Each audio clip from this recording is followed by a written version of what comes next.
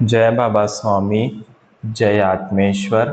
हर कदम पर कृपा ग्रंथ पठन का आज 16वां दिवस है और हम हैं पृष्ठ क्रमांक 151 पर। गिरीश बोरकर जी आगे लिखते हैं, वर्षों से गुरु पूर्णिमा 2011 की गुरु पूर्णिमा। भले ही मैंने 14 से 16 जुलाई तक कच्छ गुरु पूर्णिमा समारोह में शामिल होने का फैसला किया था, लेकिन कुछ व्यक्तिगत समस्याओं के कारण मैं ऐसा नहीं कर सका।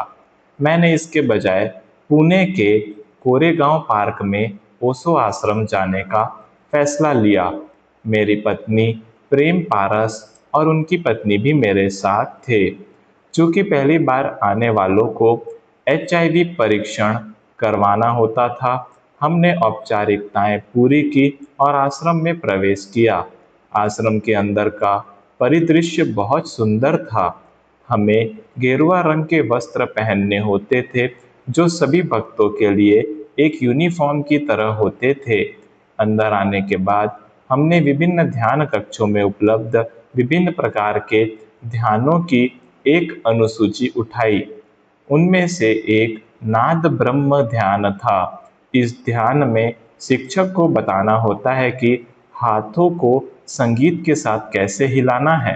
उसके बाद में व्यक्ति मौन में और फिर गहन ध्यान में चला जाता है।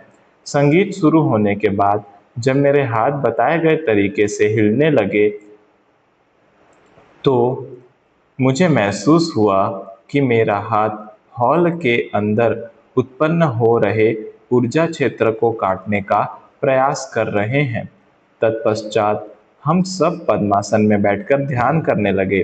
तुरंत ही हमारा मन स्थिर हो गया और सहस्त्रार चक्र पर ठंडे संपदन होने लगे। मेरे सहस्त्रार चक्र से शीतल ऊर्जा नीचे की ओर बहने लगी और मेरा पूरा शरीर उससे आच्छादित हो गया। कुछ देर बाद मुझे हल्कापन महसूस होने लगा। यह एक लाजवाब अनुभव था। दूसरा ध्यान सक्रिय ध्यान था। इसके 5 कारण थे।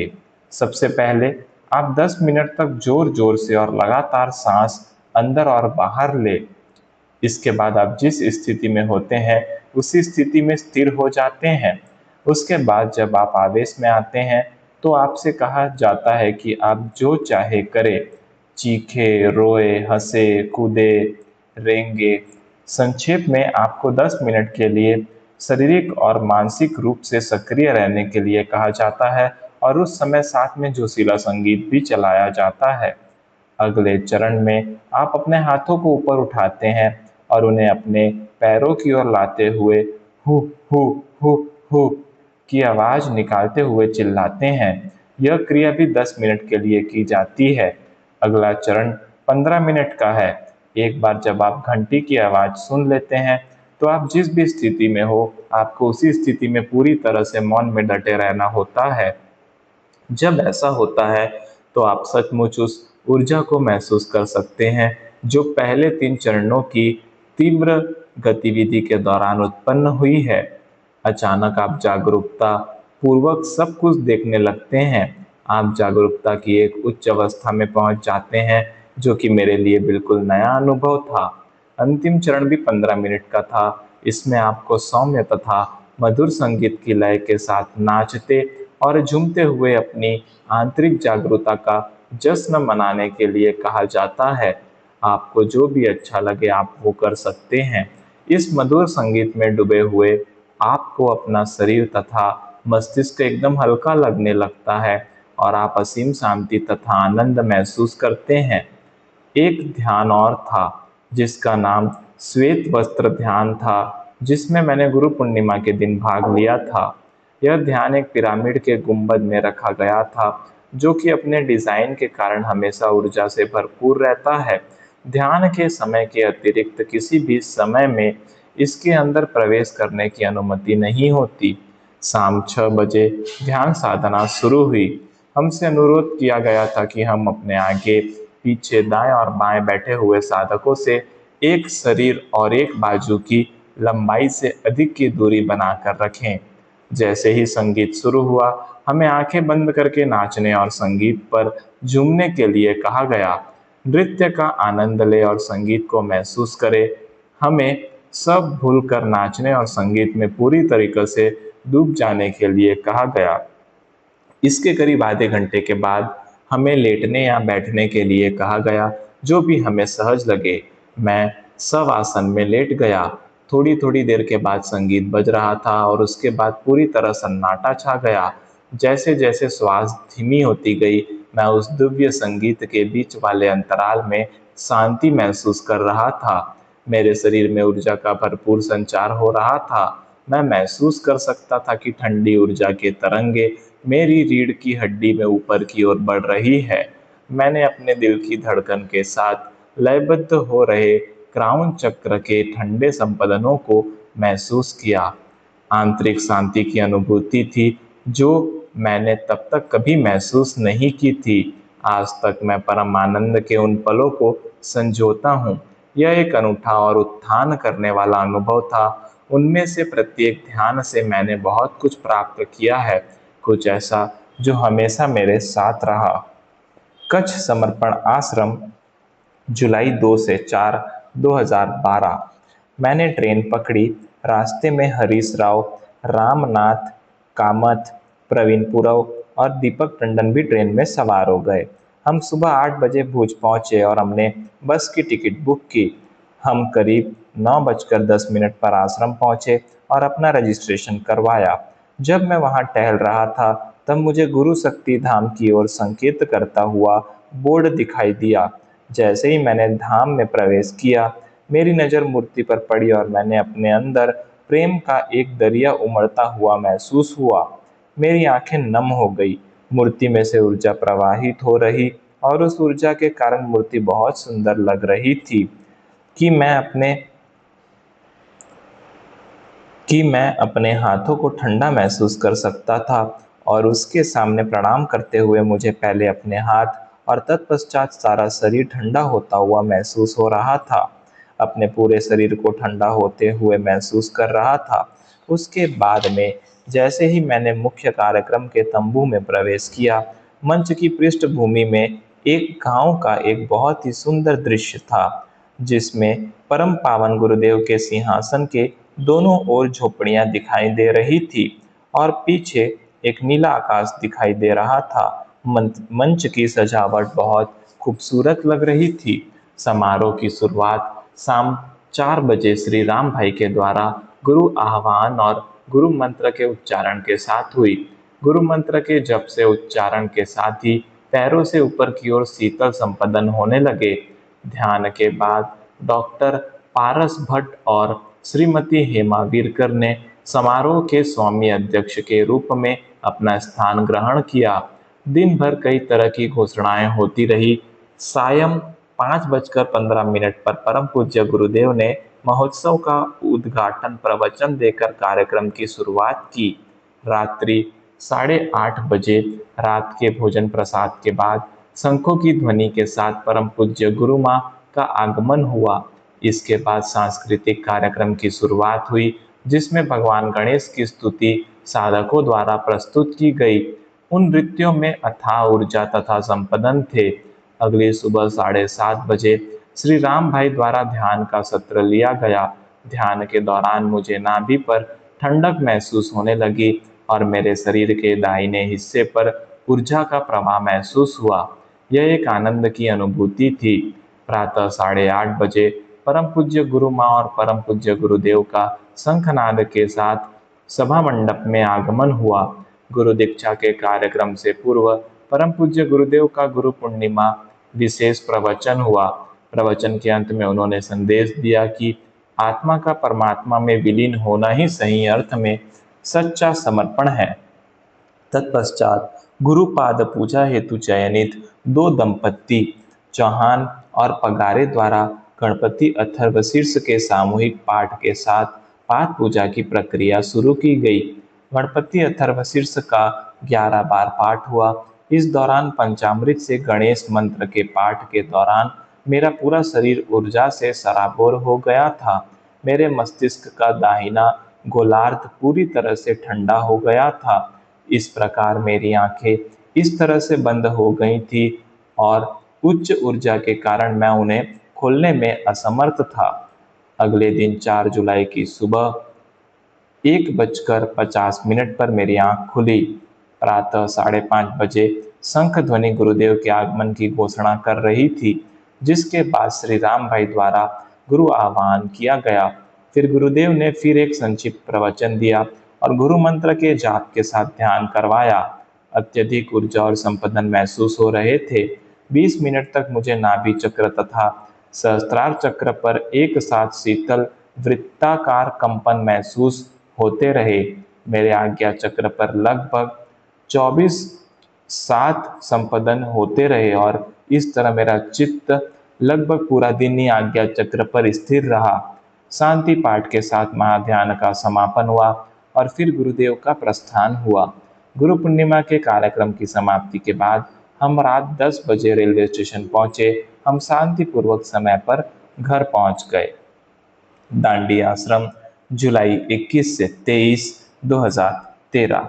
नई इस अनूठी गुरु पूर्णिमा की तैयारियों की एक संक्षिप्त पृष्ठभूमि देकर इसकी शुरुआत करना चाहूँगा। इससे पहले के महीने में मैं 3 रविवार को दांडी गया था। हम सभी इस आयोजन को सफल बनाने के लिए कड़ी मेहनत कर रहे थे। मुख्य कार्यक्रम से एक सप्ताह पहले बहुत बारिश हुई थी। जमीन की मिट्टी मुलायम चिकनी थी।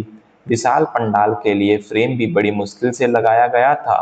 जब पूज्य स्वामी जी ने शिरडी और पूरे भारतवर्ष में वर्षा के लिए प्रार्थना करवाई थी, तो हमें इसमें कोई संदेह नहीं था कि पूरे देश में वर्षा होगी, लेकिन बहुत लंबे समय से हमने ऐसा कुछ नहीं देखा था। लेकिन आखिरकार यह सब ठीक हो गया। ऐसा ही हुआ जैसा कि स्वामी जी ने उल्लेख किया था कि जो भी साधक गुरु पूर्णिमा में भाग लेने की इच्छा रखते हैं, उन सभी प्रतिभागियों के रहने की व्यवस्था करने के लिए यह श्री प्रताप भाई का समर्पण और उनकी निष्ठा का ही परिणाम था, जिसकी वजह से गुरु शक्तियों को असंभव को भी संभव बनाने में प्रतिबद्ध होना पड़ा। बात जब गुरु शक्तियों पर विश्वास की आती है तो कुछ भी असंभव नहीं है। गुरु शक्तियाँ सब कुछ घटित करवा देती है। एक संक्षिप्त अंतराल, मुझे इस कार्यक्रम में नहीं जाना था क्योंकि मेरी पत्नी को उसी दिन यूनाइटेड स्टेट्स के लिए रवाना होना था। मैंने इस अवसर का हिस्सा बनने की उम्मीद छोड़ दी थी। मैंने इसे गुरु जी की इच्छा पर छोड़ दिया था। अंदाजा लगाओ, जानते हैं फिर क्या हुआ? कुछ प्रक्रियात्मक परिवर्तनों के कारण मेरी पत्नी को उनके काम के लिए अमेरिकी सरकार से वहां पर जाने की अनुमति नहीं मिली। इस प्रकार उनकी यात्रा 19 अगस्त तक के लिए स्थगित कर दी गई। जब मुझे इस घटनाक्रम के बारे में पता चला तो मैंने खुद को बहुत ही विनम्र और धन्य महसूस किया। मैंने स्वामी जी के प्रति कृतज्ञता को प्रकट करने के लिए उनका आभार व्यक्त किया। भारी बारिश में हम सुबह 6:15 मुंबई से निकले और करीब 10 बजे दांडी आश्रम पहुंच गए। पूरे रास्ते रुक रुक कर भारी बारिश की तेज बौछारें हमारा स्वागत करती रहीं। मैं लगातार बारिश के रुकने के लिए प्रार्थना करता रहा। जैसे ही हम दांडी आश्रम में दाखिल हुए, आप अंदाजा लगाइए, सूरज निकलना शुरू हो गया। हम सब ने चैन की सांस ली। परम पूज्य गुरु माँ द्वारा लिखित आत्मकथा माँ का विमोचन परम पूज्य स्वामी जी के कर कमलों से किया गया। स्वामी जी ने शिरडी के एक किसान की कहानी सुनाई जिसके घर में वे शिरडी महाशिविर के दौरान रुके थे। उन्होंने कहा कि वह किसान पंढरपुर में विट्ठल मौली के मंदिर में वार्षिक हर साल 28 दिनों की तीर्थ यात्रा पर जाया करता था। वह यात्रा उसे आगामी वर्ष के लिए जीवन से निपटने के लिए इच्छा शक्ति और ऊर्जा प्रदान करती थी। यह एक चक्र था। उन्होंने सभी साधकों से यह विश्वास करने के लिए कहा कि वे भी इस 3 दिवसीय तीर्थ यात्रा पर है और उन्हें इस सामूहिक चेतना के आनंद और खुशी का लाभ उठाना चाहिए। उन्होंने कहा, अपने आप को एक आत्मा माने, तभी आप इस विशाल ज्ञान को आत्मसात करने में सक्षम होंगे। जुलाई 2, 22, प्रातः 6:15 से 6:45 तक श्री राम भाई ने ध्यान के सत्र का संचालन किया। वहां पर जबरदस्त कंपन थे क्योंकि ऊर्जा प्रचुर मात्रा में प्रवाहित हो रही थी। मेरी हथेलियों के मध्य में संपदन हो रहा था और उंगलियां ऊर्जा से संपदित हो रही थी। इस सब का आनंद लेते हुए मुझे अपने सहस्त्रार चक्र में एक निश्चित भंवर सा घूमता हुआ महसूस हो रहा था। तत्पश्चात स्वामी जी ने साधु और बिच्छू की कथा सुनाते हुए अपना प्रवचन प्रारंभ किया। एक साधु नदी पार कर रहे थे कि एक बिच्छू नदी में गिर गया। यह देखकर वह उसे उठा लेता है। साधु ने उसे बचाने के लिए अपने हाथ में उठा लिया। ऐसा करने पर बिच्छू ने ऋषि को डंक मार दिया। ऐसा कई बार होता है। यही क्रम बार बार चलता रहा। अंततः ऋषि बिच्छू को बचाने में सफल हो जाते हैं। इस पूरी प्रक्रिया को देख रहे एक शिष्य ने ऋषि से पूछा कि वह बिच्छू को क्यों बचाते रहे। इस पर ऋषि ने उत्तर दिया, बिच्छू का धर्म डंक मारना है, जबकि मनुष्य के रूप में मेरा धर्म बचाना है। हम दोनों ही अपने अपने कर्तव्यों का पालन, धर्म का निर्वाह कर रहे थे। जब स्वामी जी ने यह कहानी सुनाई तो मुझे शिरडी के महाशिविर की याद आ गई। उन्होंने कहा कि शिरडी में अजीब स्थिति हो गई है। जाहिर है, शिरडी साईं बाबा के कई शिष्यों ने यह विश्वास करते हुए आत्महत्या कर ली थी कि ऐसा करने से वे निर्वाण प्राप्त कर सकते हैं। वे अतृप्त आत्माएं अभी भी शिरडी में ही स्थित थी। 15 साल पहले साईं बाबा ने शिरडी महाशिविर की योजना बनाई थी। हालांकि इसे हकीकत का रूप लेने में काफी समय लग गया। जब बहुत सारी पवित्र आत्माएं इकट्ठा हुई तभी यह घटना हकीकत में बदली। उसके पहले इन अतृप्त आत्माओं ने ऐसा नहीं होने दिया, परंतु इस महाशिविर के घटित होने से वे आत्माएं मुक्ति की ओर अग्रसर हो गई। बाद में सुबह राम भाई ने गुरु दीक्षा के महत्व को समझाया। दीक्षा एक सक्षम और योग्य सद्गुरु के मार्गदर्शन में होने वाली प्रक्रिया है, जिसके द्वारा उनके सूक्ष्म शरीर का एक अंश शिष्य बीज के रूप में स्थानांतरित किया जाता है। शिष्य को चाहिए कि वह इस बीज का पोषण करे और इसे एक बड़े वृक्ष के रूप में विकसित करे। तीसरा दिन, जुलाई 23। हम सुबह 5:30 बजे ध्यान कक्ष के लिए निकले। ध्यान करते समय मुझे एक अद्भुत सुगंध का आभास हुआ, कुछ ऐसी सुगंध जो मैंने पहले कभी अनुभव नहीं की थी। यह बहुत अलौकिक सुगंध थी। मुझे आश्चर्य हुआ कि कौन सी गुरु शक्ति मुझे अपनी सुगंध के माध्यम से आशीर्वाद दे रही है। मैं उस सुगंध के विचारों में इतना लीन हो गया था कि ध्यान कब पूरा हुआ पता ही नहीं चला। कुल मिलाकर यात्रा बहुत आनंदमय रही। सौराष्ट्र समर्पण आश्रम, जुलाई 11 से 13, 2014। सड़क से जाने की बजाय इस बार हमने विमान द्वारा राजकोट के लिए जाने का फैसला किया। हम सुबह ही आश्रम पहुंच गए। लगभग 8,300 से 8,400 साधक इस विशाल आयोजन में शामिल होने वाले थे। 2 दिन पहले तेज बारिश होने के कारण कुछ व्यवस्थाएं धरी की धरी रह गई थी। मंच को आकर्षक ढंग से सजाया गया था। इस बार पृष्ठभूमि में एक नवीन विषय को दर्शाया गया था। यह ऐसा था जैसे हम एक गुरु दरबार के सामने बैठे हो। उनके पास पृष्ठभूमि में स्वामी जी के सभी गुरुओं के चित्र लगाए गए थे, जबकि केंद्र में स्वयं स्वामी जी बैठे थे।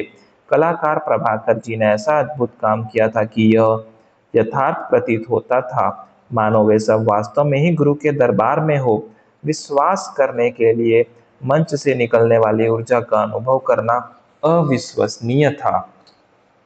शंखों की स्वागत ध्वनि के साथ परम पूज्य गुरु मामा स्वामी जी ने हॉल में प्रवेश किया। उनके आगमन पर मैंने महसूस किया कि मेरे सहस्त्रार चक्र के चारों ओर ठंडी ऊर्जा का संचार हुआ, जिससे मैं मंत्रमुग्ध हो गया। दोपहर में स्वामी जी ने प्रवचन प्रारंभ किया। उन्होंने घोषणा की कि वर्ष 2015 जैन मुनियों को समर्पित होगा। प्रवचन समाप्त होने के बाद राम भाई द्वारा शांति पाठ किया गया। रात के खाने के बाद जब हम खुले मैदान में बैठे थे, काले आकाश की सुंदरता को निहार रहे थे, हमने ऊपर आकाश में 2 ओम प्रतीकों और एक त्रिशूल के प्रतीक को देखा। इन 2 बादलों से निर्मित कृतियों के साथ साथ हमने कुंडलिनी के आकार का एक बादल भी देखा। अन्य संरचनाओं के विपरीत बाद वाला, जो कि कुछ मिनटों के बाद फिर से प्रकट हुआ। इसकी आप कल्पना करें, आकाश में कई दिव्य रचनाएं, गुलाब और चंदन की सुगंध से भरपूर ठंडी हवा का झोंका, साथ ही बज रही बांसुरी की धुन। यह पृथ्वी पर स्वर्ग नहीं था तो और क्या था। अगली सुबह, हालांकि सुबह का ध्यान 6:15 बजे शुरू होना था, मैं 2 बजे उठा। मैं हमेशा जल्दी उठता था और मुझे यह अच्छा लगता था। मैंने सुबह के सारे काम निपटा लिए और समय से पहले ही मैं पंडाल में पहुंच गया। गुलाब की सुगंध मेरे साथ साथ चलती रही। इसके साथ ही मेरे सहस्त्रार चक्र के चारों ओर घूमने वाली ऊर्जा की अनुभूति मुझे निरंतर होती रही। इन सब के बीच जब मैं 8,400 से भी अधिक साधकों के साथ ध्यान के लिए बैठा, तो वहां पर मौजूद चैतन्य को स्पष्ट रूप से महसूस किया जा सकता था। चेतना का स्तर मौजूद था। जैसे जैसे हम सभी ने सार्वभौमिक शांति के लिए प्रार्थना की, मंत्रों की गूंज के साथ आसपास की ऊर्जा और भी अधिक बढ़ गई। सार्वभौमिक ब्रह्मांडीय ऊर्जाओं के खेल को समझना मानव मन मस्तिष्क के लिए आसान नहीं है।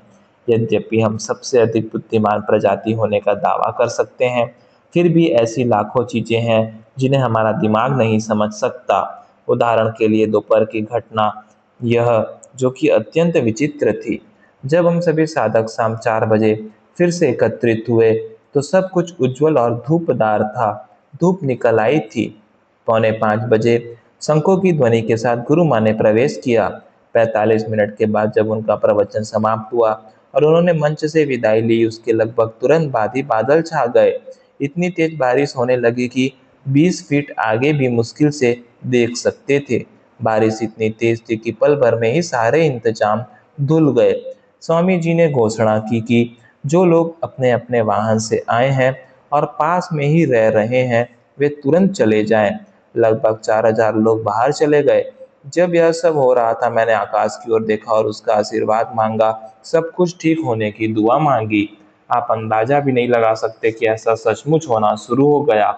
वहां पर ओम के चिन्ह के रूप में एक विशाल बादल का निर्माण हुआ, मानो हमें विश्वास दिला रहा हो कि मानो आपकी गुरु शक्तियां आप हम सबकी रक्षा कर रही हो।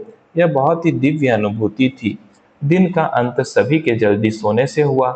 अगले दिन चूंकि सभी कार्यक्रम रद्द कर दिए गए थे, हमने घर लौटने का फैसला किया। हम चारों अपना सामान लेकर एक ऑटो में राजकोट के लिए निकल पड़े।